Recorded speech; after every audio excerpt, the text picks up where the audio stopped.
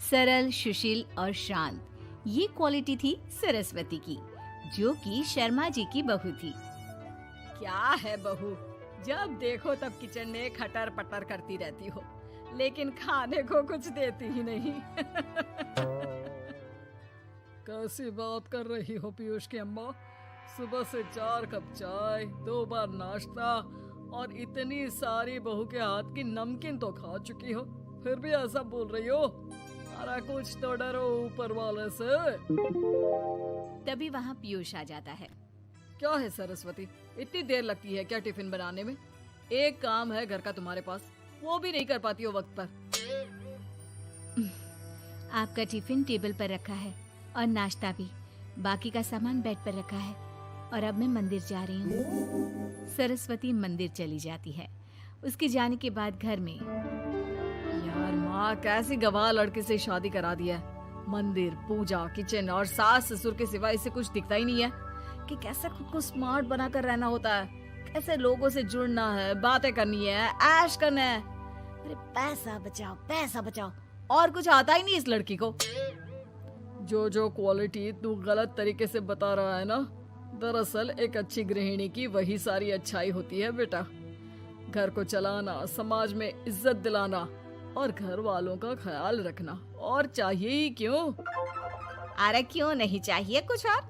लड़की ऐसी होती है कि घर आए तो पूरा घर बदल कर रख दे, सभी को खुश रखे, लेकिन बहू के अंदर तो ये सारी क्वालिटी है ही नहीं। अरे खुश तो उन्हें रखा जाता है जो खुश रहना जानते हैं। तुम लोगों को तो कोई खुश नहीं कर सकता। पिताजी, अब आप ही लोग सोचिए, क्योंकि मैं किसी और से शादी करना चाहता हूँ। आप लोगों को बहू के साथ रहना है या मेरे साथ? क्योंकि मैं अब इसके साथ नहीं रह सकता। मैं बहू को नहीं छोड़ सकता। उसके मरते पिता को मैंने वादा किया था कि मैं उसे बेटी बनाकर रखूंगा। तो ठीक है ना माँ, तैयार कर ले अपना सामान, हम दोनों किसी और घर में रहने चलेंगे तेरी नई बहू के साथ। अरे हाँ बेटा, वही ठीक है, लेकिन मैं तेरे पिता के बिना भी तो नहीं रह सकती। तो मेरे बिना रह सकती हो? ठीक है, मैं अकेले ही चला जाता हूँ। बेटा वहाँ से चला जाता है, लेकिन सास का दिल नहीं लगता। बहू मंदिर से भी हो आती है और फिर, माँ, पिताजी, खाना लग गया है, खा लीजिए। हाँ हाँ, तुझे बस आता ही क्या है, खाना बनाना और खाना खिलाना। अरे सुन, मेरे सारे कपड़े पैक कर दे। क्यों माँ जी, कहीं जा रही हैं क्या? हाँ बेटे, ये अपने बेटे के साथ रहने जा रही है, लेकिन घबरा मत, तेरा पिता तेरे साथ है। बहू समझ नहीं पाती कि उसके साथ हो क्या रहा है, लेकिन फिर ससुर उसे सारी बात बता देता है। बेटा, ये नई बहू कब आ रही है? मुझसे घर का काम नहीं होता। वैसे भी तेरी पहली निकम्मी बीवी ने मुझे किसी काम का नहीं छोड़ा। माँ, वो बस आने ही वाली है, और हाँ माँ, उसके आगे ना थोड़ा स्टैंडर्ड से रहना, क्योंकि वो थोड़े बड़े घर की लड़की है, उसका एक स्वैग है, स्वैग। तभी वहाँ एक बहुत सुंदर सी लंबी सी लड़की आती है। हे पीयूष, भागकर कैब से मेरा सामान ले आओ, और हाँ प्लीज एसी ऑन करके जाना। रीमा, ये मेरी माँ है। तुम चाहती थी ना कि मेरी माँ हम लोगों के साथ रहे। हेलो आंटी जी, हम लोग ना जल्दी शादी कर लेंगे, फिर मेरी जैसी टॉप लड़की आपको अच्छी बोलेगी। एक्साइटेड होंगी ना आप? पर नो इश्यू। पीयूष, सामान ले आओ ना, एंड आंटी आप पानी ले आइए प्लीज। माँ को तो समझ में ही नहीं आता कि वो क्या करे। वो बहू के लिए पानी लेकर आती है तो उसका पैर पर्दे में फंस जाता है और वो गिर जाती है। ओहो, पूरा पानी गिरा दिया। कांच का ग्लास क्यों छूती है जब हाथ पैर नहीं चलते? कितनी मुश्किल से मैंने और पीयूष ने ये गृहस्थी बनाने की कोशिश की है। अरे पर तो क्या हो गया, गिलास ही तो टूटा है। अपने घर में तो रोज एक तोड़ती हूँ, लेकिन मजाल है सरस्वती कुछ कहे। और हाँ, मैं पानी वानी नहीं पिलाने वाली, मुझे ऐसी कोई आदत नहीं है। बहू हो, बहू की तरह रहो, समझी? तभी वहाँ पीयूष आ जाता है, जिसे देख रीमा रोने लगती है।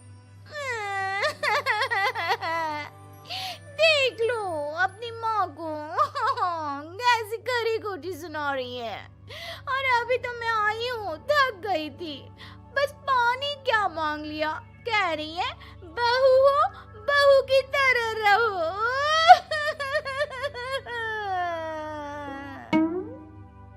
अरे यार माँ, समझा कर लाया था ना कि कैसे रहना है।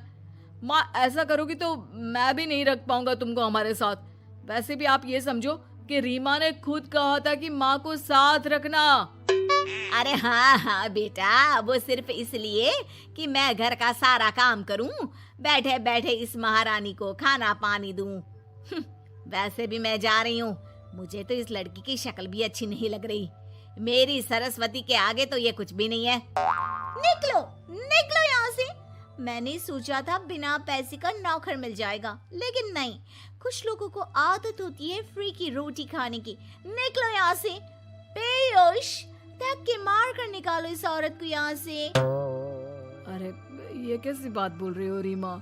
ये माँ है मेरी। माँ ना थोड़ी जिद्दी है। अरे वाह बेटा वाह, अभी भी तुझे मेरी ही गलती दिख रही है ना।